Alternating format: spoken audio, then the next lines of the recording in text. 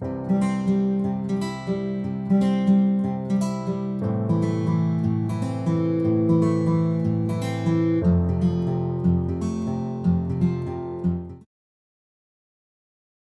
हिंद आप सभी लोगों को।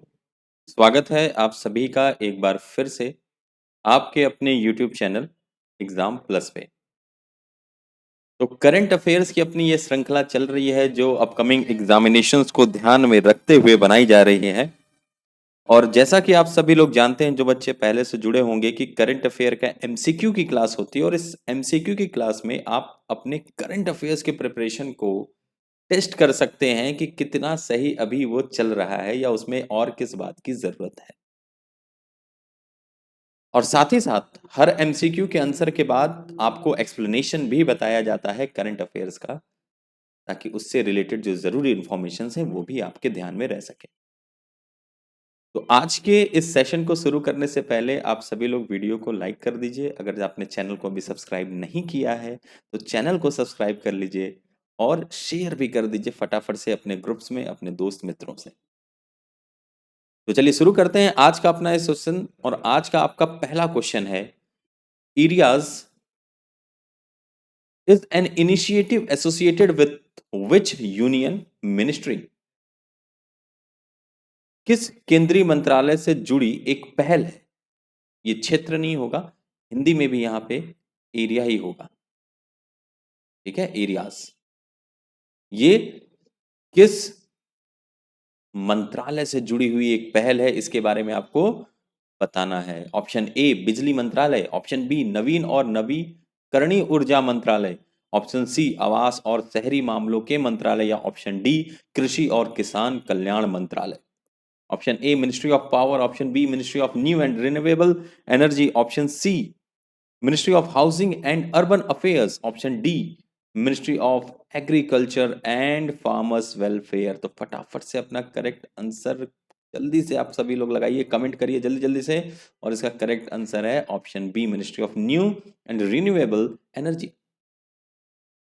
राज्यों को अक्षय ऊर्जा संघ क्षेत्र और नवीनकरणीय ऊर्जा मंत्रालय की एक पहल है। इसका गठन एमएनआरई द्वारा वर्ष 2014 में एक सोसाइटी के रूप में किया गया था।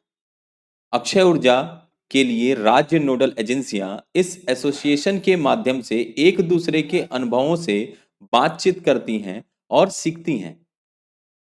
एमएनआरई देश में ग्रिड कनेक्ट और ऑफ ग्रिड नवीनीकरण ऊर्जा को बढ़ावा देने के लिए केंद्रीय स्तर पर नोडल एजेंसी है। ठीक है, ये जो एमएनआरई है ये एक नोडल एजेंसी है जो आपके सेंट्रल लेवल पे क्या करती है, ऑन ग्रिड या ऑफ ग्रिड दोनों कनेक्शंस के रिन्यूएबल एनर्जी के लिए देश में कार्य कर रही है। Association of renewable energy and states ने हाल ही में अपना 7वां स्थापना दिवस मनाया है। जो AREAS है, एरियाज है, इसका फुल फॉर्म क्या है? The association of renewable energy of states. तो ये क्या है, इसका फुल फॉर्म, इसको ध्यान रखिएगा। तो इसने हाल ही में अपना 7वां स्थापना दिवस भी मनाया है। Next question, La Ganesan sworn in as the 17th governor of which Indian state? La Ganesan ने किस भारतीय राज्य के 17वें राज्यपाल के रूप में शपथ ली है? Options are, A Telangana, B Manipur, C Assam, D Paschim Bangal. Telangana, Manipur, Assam या वेस्ट बंगाल में से कौन सा वो राज्य है जहां के 17वें राज्यपाल के रूप में ला गणेशन ने शपथ ली है? तो इसका करेक्ट आंसर है मणिपुर, यानी कि option B is the correct answer. पूर्व में राज्यसभा सदस्य ला गणेशन ने इंफॉल में मणिपुर के 17वें राज्यपाल के रूप में शपथ ली। मणिपुर उच्च न्यायालय के मुख्य न्यायाधीश पीवी संजय कुमार ने ला गणेशन को पद और गोपनीयता की शपथ दिलाई। इससे पहले राष्ट्रपति रामनाथ कोविंद ने गणेशन को अंतरिम राज्यपाल गंगा प्रसाद के स्थान पर मणिपुर का नया राज्यपाल नियुक्त किया था। सिक्किम के राज्यपाल गंगा प्रसाद को निवर्तमान राज्यपाल डॉक्टर नजमा हेपतुल्ला के स्थान पर मणिपुर का अतिरिक्त प्रभार भी दिया गया था। Next, shipping ministry announced a new skill institute on marine studies in which state? Shipping मंत्रालय ने किस राज्य में एक नए समुद्री अध्ययन पर कौशल संस्थान की घोषणा की है? Option A Uttar Pradesh, option B Himachal Pradesh, option C Kerala या ऑप्शन डी असम। तो फटाफट से कमेंट करिए अपने आंसर को। शिपिंग मंत्रालय ने वो कौन सा राज्य है जहां पर एक नए समुद्री अध्ययन पर कौशल संस्थान skill institute on marine studies इसको स्थापना की घोषणा की है? तो करेक्ट आंसर है इसका Assam is the correct answer. केंद्रीय बंदरगाह, नौवहन और जलमार्ग मंत्री सर्बानंद सोनोवाल ने भारतीय समुद्री विश्वविद्यालय चेन्नई के तहत असम के गुवाहाटी में समुद्री अध्ययन पर एक कौशल संस्थान की स्थापना की घोषणा की है। गुवाहाटी में पांडु में एक नई जहाज मरम्मत सुविधा स्थापित करने के लिए पहले भारतीय अंतर्देशीय जल प्राधिकरण और हुगली कोचीन शिपयार्ड लिमिटेड के बीच एक समझौता ज्ञापन पर हस्ताक्षर किए गए थे। तकनीकी सहायता आईआईटी मद्रास द्वारा प्रदान की जानी है और अगस्त 2023 तक इसे पूरा करने की उम्मीद भी है। सुविधा, जिसे स्लिपवे के नाम से जाना जाता है, इसको असम सरकार द्वारा प्रदान की गई 3.67 एकड़ भूमि पर विकसित किया जाना तय किया गया है। Next, my pad my right project an initiative of NABARD was launch recently in which state? My pad my right परियोजना नाबार्ड की एक पहल हाल ही में किस राज्य में शुरू की गई थी? Option A Tamil Nadu, option B Tripura, option C Gujarat या ऑप्शन डी उत्तर प्रदेश। तो कौन सा ऑप्शन आपको सही लगता है? आप फटाफट से उस सही ऑप्शन पे कमेंट करिए, जल्दी से सही ऑप्शन को कमेंट करिए कि कौन सा वो राज्य है जहां पर नाबार्ड ने माई पैड माई राइट योजना की शुरुआत की है। और इसका करेक्ट आंसर है Tripura is the correct answer, option B यानी कि Tripura is the correct answer. केंद्रीय वित्त मंत्री निर्मला सीतारमण ने त्रिपुरा में माई पैड माई राइट परियोजना का शुभारंभ किया है। यह परियोजना नाबार्ड और एनएबी फाउंडेशन की एक पहल है जो ग्रामीण क्षेत्रों के महिलाओं को सहायता, अनुदान, मजदूरी सहायता और उपकरणों के माध्यम से बेहतर आजीविका और मासिक धर्म स्वच्छता प्रदान करती है। पहल के तहत एक सैनिटरी पैड बनाने की मशीन, 2 महीने के लिए कच्चा माल, 50 दिनों की मजदूरी, सामान के साथ पैकेजिंग सामग्री और 3 चरणों में 5 दिवसीय प्रशिक्षण प्रदान किया जाता है। इस परियोजना का उद्देश्य ग्रामीण महिलाओं को मासिक धर्म स्वच्छता में सुधार करने में मदद करना है। तो आप समझ सकते हैं कि इसमें इस इनिशिएटिव के अंदर क्या किया जा रहा है। इस इनिशिएटिव में एक मशीन दी जा रही है जिसका यूज क्या होगा, सैनिटरी पैड का निर्माण करना। तो आपको पता है इसमें महिलाओं के रोजगार की भी बात होगी और उनका जो मेंस्ट्रुएशनल हाइजीन है उसके बारे में भी इस योजना के तहत सोचा जा रहा है और कार्य किया जा रहा है। Next, Mera Watan Mera Chaman is a program hosted by which union ministry? Mera Watan Mera चमन किस केंद्रीय मंत्रालय द्वारा आयोजित एक कार्यक्रम है? Option A ministry of rural development, option B ministry of social justice and empowerment, option C ministry of minority affairs या option D ministry of women and child development. तो ऑप्शन ए है आपका ग्रामीण विकास मंत्रालय, ऑप्शन बी है सामाजिक न्याय और अधिकारिता मंत्रालय, ऑप्शन सी है अल्पसंख्यक मामलों के मंत्रालय और ऑप्शन डी है महिला एवं बाल विकास मंत्रालय। तो वो कौन सा मंत्रालय है जिसने मेरा वतन मेरा चमन इस कार्यक्रम को आयोजित किया है? और इसका करेक्ट आंसर है मिनिस्ट्री ऑफ माइनॉरिटी अफेयर्स यानी अल्पसंख्यक मामलों के मंत्रालय ने किया है। अल्पसंख्यक मामलों के मंत्रालय ने भारत की आजादी के 75वें वर्ष के अमृत महोत्सव के हिस्से के रूप में नई दिल्ली में मेरा वतन मेरा चमन मुशायरा का आयोजन किया है। कार्यक्रम के दौरान देश के जाने माने कवियों ने अपनी कविताओं और दोहों का पाठ किया। अल्पसंख्यक मामलों के मंत्रालय ने 2023 तक देश भर में मेरा वतन मेरा चमन मुशायरे और कवि सम्मेलन आयोजित करने की योजना बनाई है। उन सभी कार्यक्रमों में प्रसिद्ध और उभरते हुए कवि एक भारत श्रेष्ठ भारत का देशभक्ति का एक संदेश देंगे, जो कि आप सभी को पता है बहुत ही जरूरी है देश के लिए। इस देश की संप्रभुता को अक्षुण्ण बनाए रखने के लिए हम सभी को आगे आना होगा और इस देश के लिए हम सभी को कुछ ना कुछ अपने तरफ से पॉजिटिव योगदान ही देना होगा।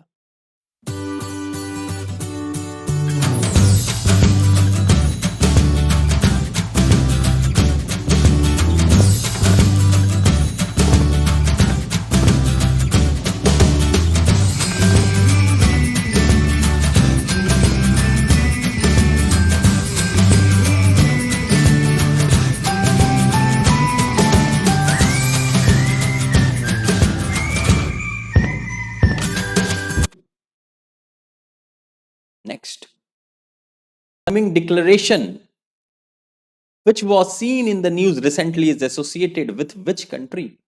Kunming Declaration जो हाल ही में खबरों में रहा, यह किस देश से संबंधित है? Option A China, option B Japan, option C USA या ऑप्शन डी दक्षिण कोरिया। तो ये किस देश से संबंधित है? कुनमिंग डिक्लेरेशन जो हाल ही में खबरों में रहा है और इसका करेक्ट आंसर है ऑप्शन ए चीन इज द करेक्ट आंसर। चीन ने हाल ही में संयुक्त राष्ट्र की कुनमिंग घोषणा का शून्य मसौदा प्रस्तुत किया है। घोषणा में पारिस्थितिक सभ्यता की प्रमुख चीनी कम्युनिस्ट पार्टी की अवधारणा शामिल है। दस्तावेज पक्षकारों से निर्णय लेने में जैव विविधता संरक्षण पर ध्यान केंद्रित करने और मानव स्वास्थ्य की रक्षा में संरक्षण के महत्व को पहचानने का भी आह्वान करता है। COP 15 जैव विविधता वार्ता अक्टूबर 2021 में होने वाली है। ये COP 15 बायोडाइवर्सिटी टॉक है जो अक्टूबर 2021 में हुई है, तो इसको भी आपको ध्यान में रखना है। Next, BH series which was making news recently is associated with which sector? BH series जो हाल ही में चर्चा में रही किस क्षेत्र से संबंधित है?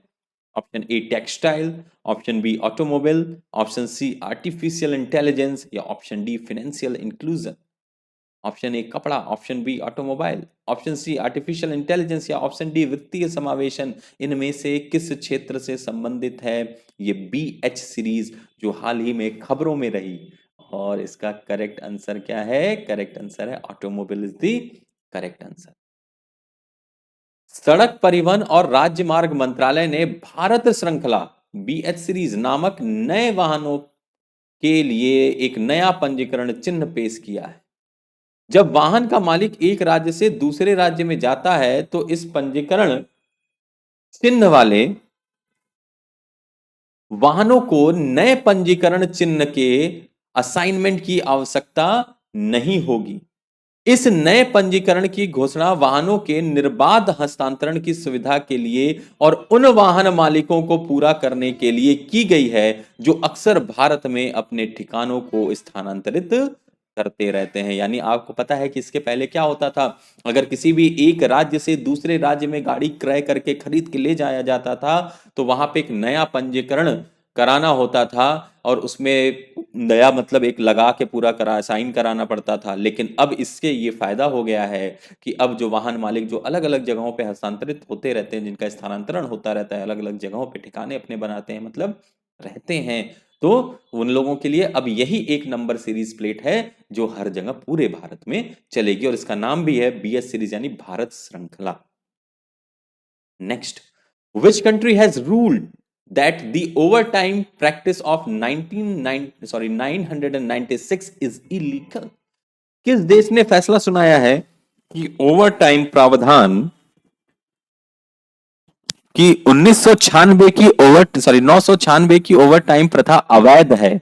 Option A Japan, option B China, option C Bharat या ऑप्शन डी श्रीलंका। तो कौन सा वो देश है जिसने इसको इलीगल घोषित कर दिया है? तो अपना करेक्ट आंसर फटाफट से बताइए। और इसका करेक्ट आंसर है ऑप्शन बी, चीन इज द करेक्ट आंसर। चीन के सुप्रीम पीपल्स कोर्ट ने हाल ही में 996 के ओवर टाइम अभ्यास की घोषणा की, जो सुबह 9 बजे से रात 9 बजे तक काम करता है, सप्ताह में 6 दिन अवैध है।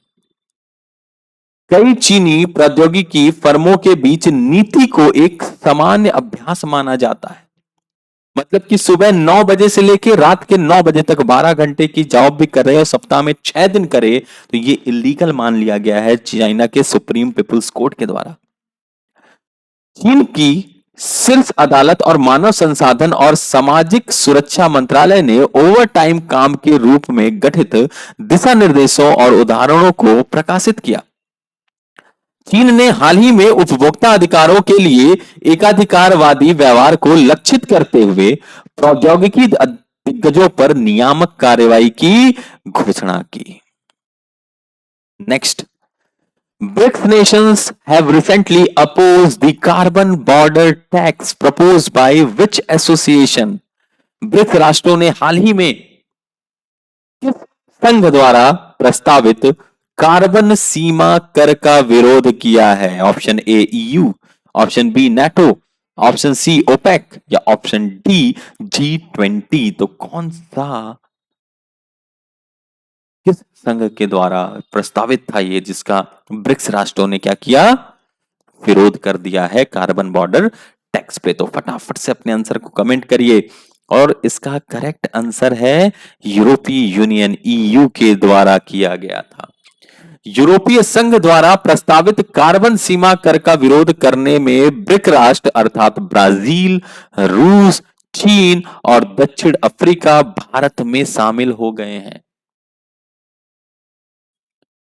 इन लोगों ने भारत का साथ दिया है इस कार्बन बॉर्डर टैक्स के अपोज करने में। 27 सदस्यीय यूरोपीय संघ ने हाल ही में कार्बन सघन वस्तुओं के आयात पर सीमा कर लगाने का निर्णय लिया है, जिसे 2026 से लागू किया जाएगा। ब्रिक्स के अन्य प्रतिभागियों के साथ भारत ने 5 देशों के समूह के नई दिल्ली के बयान में प्रस्ताव पर आपत्ति जताई है। भारत ने इसमें आपत्ति को जताया है, ब्रिक्स ने भी साथ दिया है। Next, which year is to be celebrated as the International Year of Millets under the leadership of India? Bharat के नेतृत्व में किस वर्ष को अंतरराष्ट्रीय बाजरा वर्ष के रूप में मनाया जाएगा? Option A 2022, option B 2023, option C 2024 या ऑप्शन डी 2025। तो आपको जो आंसर करेक्ट पता है या लगता है, फटाफट से कमेंट करिए उसको। और इसका करेक्ट आंसर है option B, 2023 is the correct answer. केंद्रीय कृषि और किसान कल्याण मंत्री नरेंद्र सिंह तोमर ने किसानों के लिए राष्ट्रीय खाद्य और पोषण अभियान की शुरुआत की। अभियान का आयोजन भारतीय कृषि अनुसंधान परिषद ICAR द्वारा किया जाता है। इस साल कृषि के लिए बजट को बढ़ाया और उसे बढ़ाकर 1.23 लाख करोड़ रुपए कर दिया गया है। भारत के नेतृत्व में 2023 को अंतरराष्ट्रीय बाजरा वर्ष के रूप में मनाया जाएगा। Next, which country took charge as the chair of Stop TB Partnership Board in 2021? किस देश ने 2021 में स्टॉप टीबी पार्टनरशिप बोर्ड के अध्यक्ष के रूप में कार्यभार संभाला है? Option A UK, option B Australia, option C Bharat या ऑप्शन डी बांग्लादेश। तो वो कौन सा देश है जिसने कार्यभार को संभाला है? फटाफट से कमेंट करिए अपने आंसर को।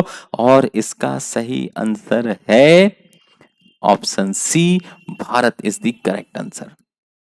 भारत के केंद्रीय स्वास्थ्य और परिवार कल्याण मंत्री मनसुख मंडाविया ने स्टॉप टीबी पार्टनरशिप बोर्ड के अध्यक्ष के रूप में कार्यभार संभाला।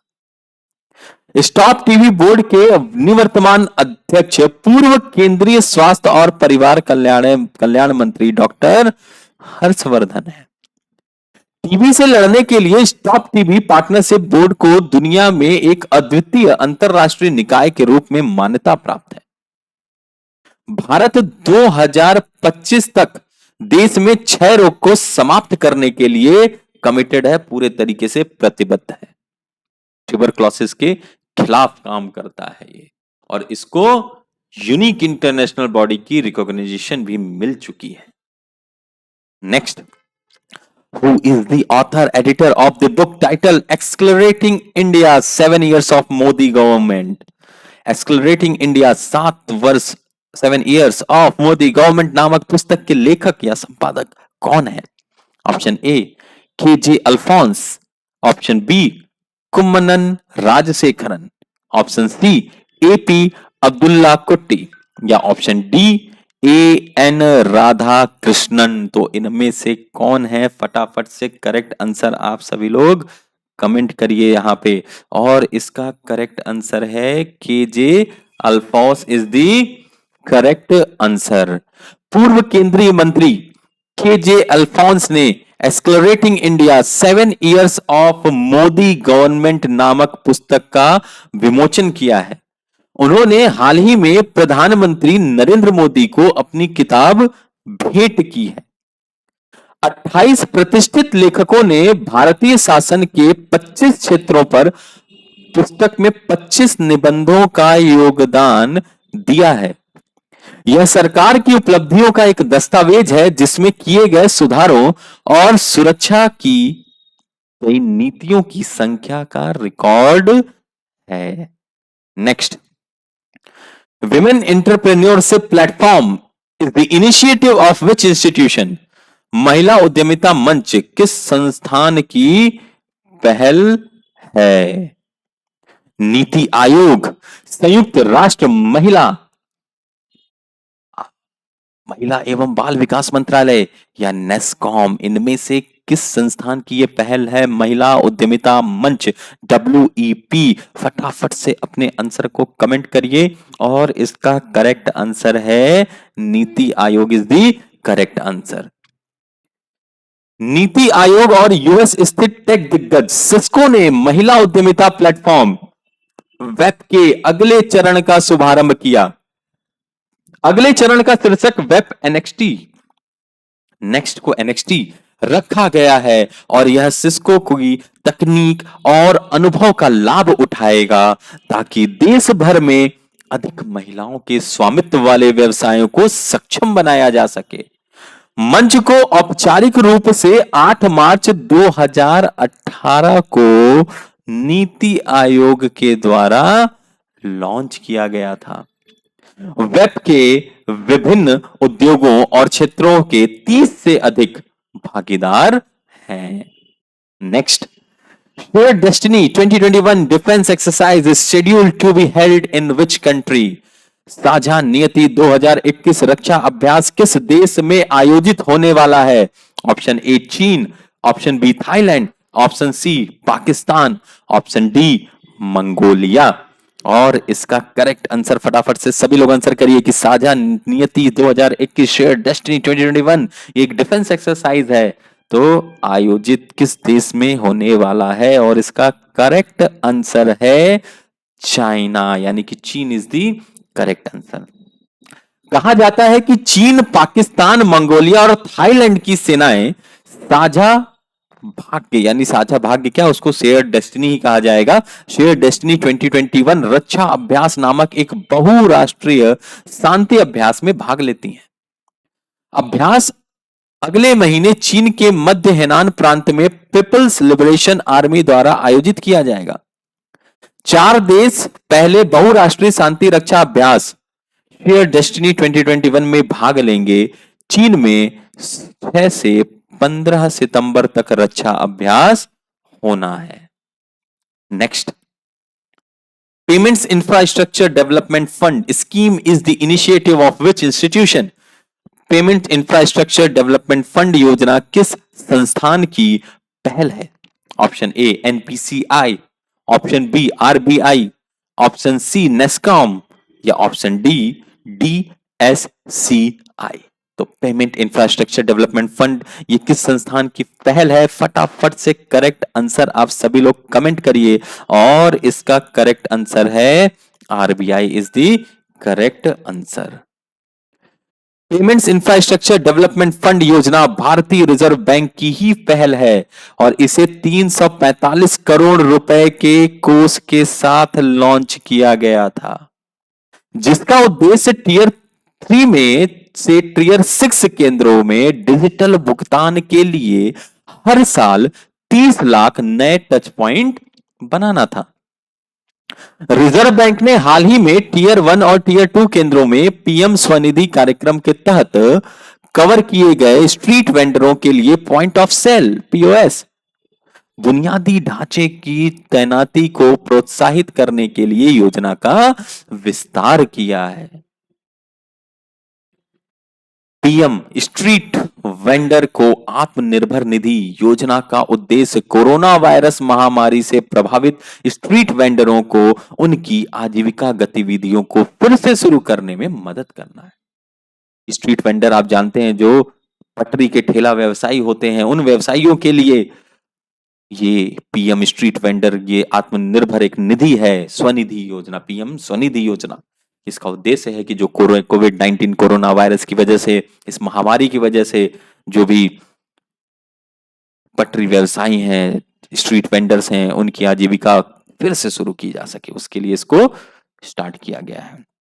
Next, Which state UT has launched a special mission called Mission Vatsalya in order to help women who lost their husband to COVID-19? किस राज्य केंद्र शासित प्रदेश ने कोविड-19 में अपने पति को खोने वाली महिलाओं की मदद करने के लिए मिशन वात्सल्य नामक एक विशेष मिशन शुरू किया हुआ है? बड़ा ही गंभीर स्थिति है कोविड-19 की, हम सभी लोग जानते हैं, और फिर से 2022 की इस जनवरी में भी ये अपना रूप बड़ा करता जा रहा है, विकराल करता जा रहा है। तो आप सभी लोग जरूर कोविड-19 की सभी गाइडलाइंस का पालन करें, सुरक्षित रहें और जो 2 गज की दूरी, मास्क, ये सारी चीजों को पालन जरूर करते रहिए और जब तक जरूरी ना हो तब तक किसी भी भीड़ भाड़ वाले इलाके में जाने से रुकें, बचें। चलिए आइए, इसका ऑप्शन है option A Maharashtra, option B Kerala, option C Delhi या ऑप्शन डी झारखंड। तो कौन सा ऑप्शन सही है, किस राज्य ने शुरू किया है? तो इसका करेक्ट आंसर है option A Maharashtra is the correct answer. Maharashtra सरकार ने कोविड-19 में अपने पति को खोने वाली महिलाओं की मदद करने के लिए मिशन वात्सल्य नामक एक विशेष मिशन शुरू किया है। मिशन वात्सल्य उन महिलाओं को एक छत के नीचे कई सेवाएं और लगभग 18 लाभ प्रदान करेगा। यह ग्रामीण क्षेत्रों, गरीब पृष्ठभूमि और वंचित वर्गों से आने वाली विधवाओं पर विशेष ध्यान देने के साथ विधवाओं के लिए डिजाइन किया गया है।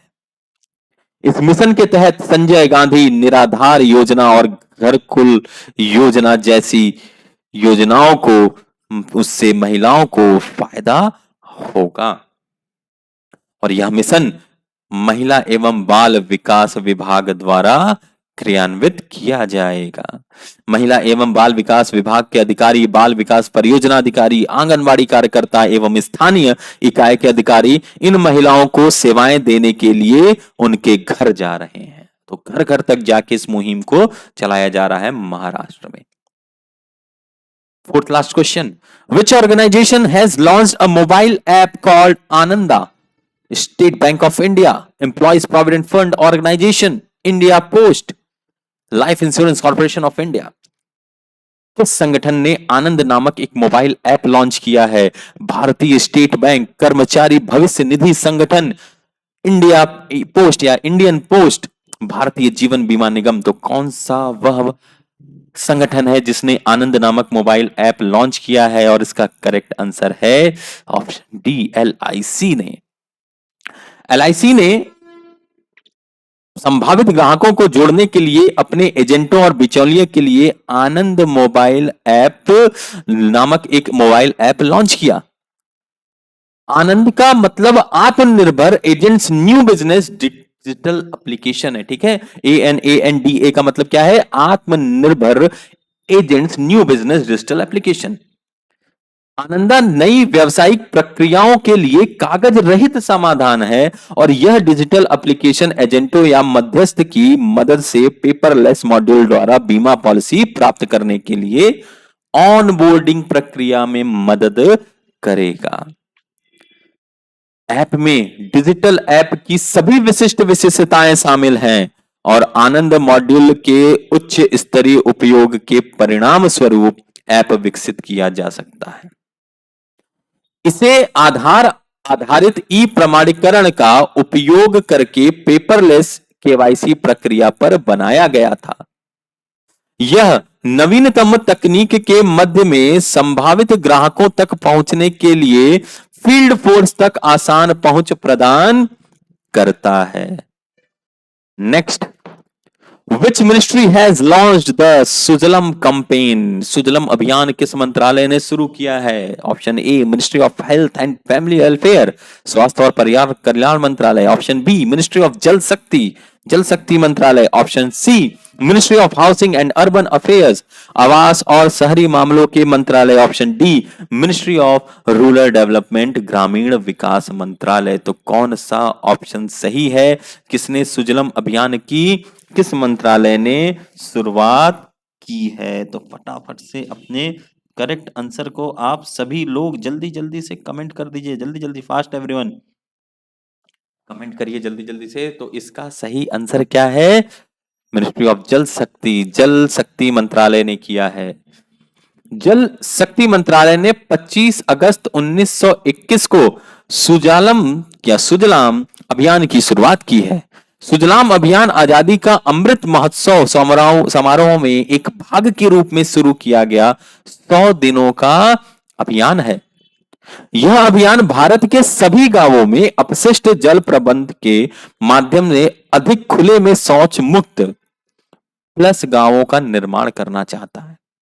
अभियान के दौरान 10 लाख सोकपिट बनाए जाएंगे। तो ये सारे डेटा को भी आप ध्यान रखिएगा। कितने सोकपिट बनाने की बात की जा रही है?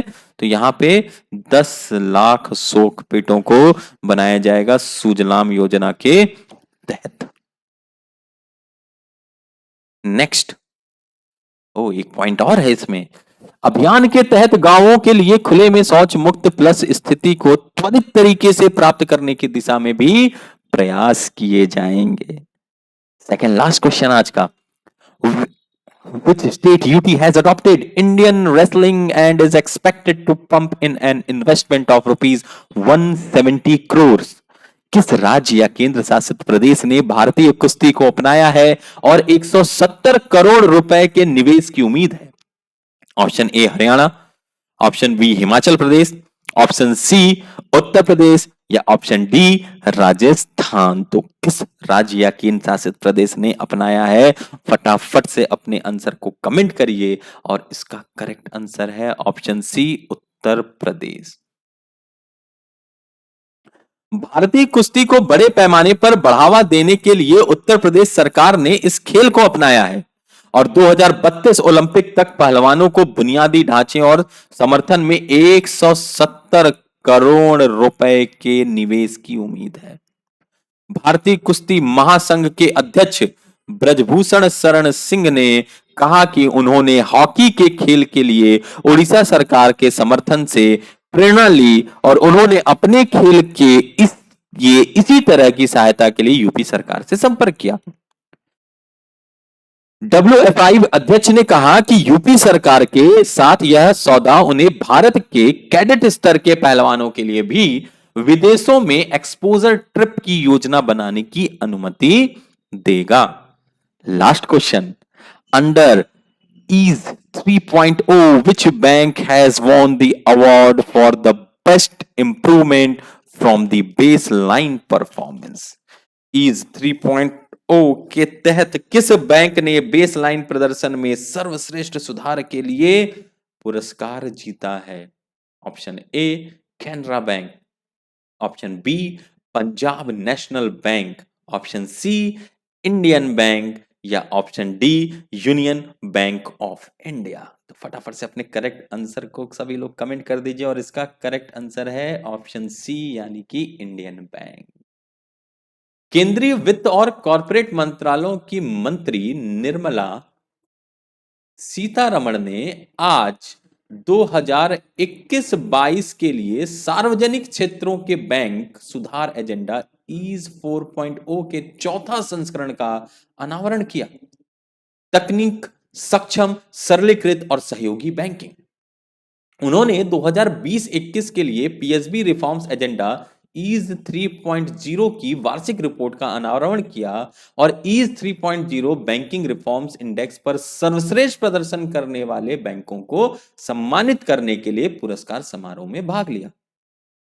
State Bank of India, bank of Baroda और यूनियन बैंक ऑफ इंडिया ने ईज इंडेक्स के आधार पर पीएसबी रिफॉर्म्स 3.0 के लिए सर्वश्रेष्ठ प्रदर्शन करने वाले बैंकों का पुरस्कार जीता है। इंडियन बैंक ने बेस लाइन प्रदर्शन से सर्वश्रेष्ठ सुधार के लिए पुरस्कार जीता। SBI, BOB, union bank of India, Punjab national bank और कैनरा बैंक ने पीएसबी सुधार एजेंडा EASE 3.0 के विभिन्न विषयों में शीर्ष पुरस्कार जीता है। तो ये था आप सभी का आज का करंट अफेयर्स की क्लास। कल फिर से होगी आपसे मुलाकात इसी समय पर। तब तक के लिए आप सभी लोग स्वस्थ रहिए, मस्त रहिए और आप सभी लोगों को जय हिंद।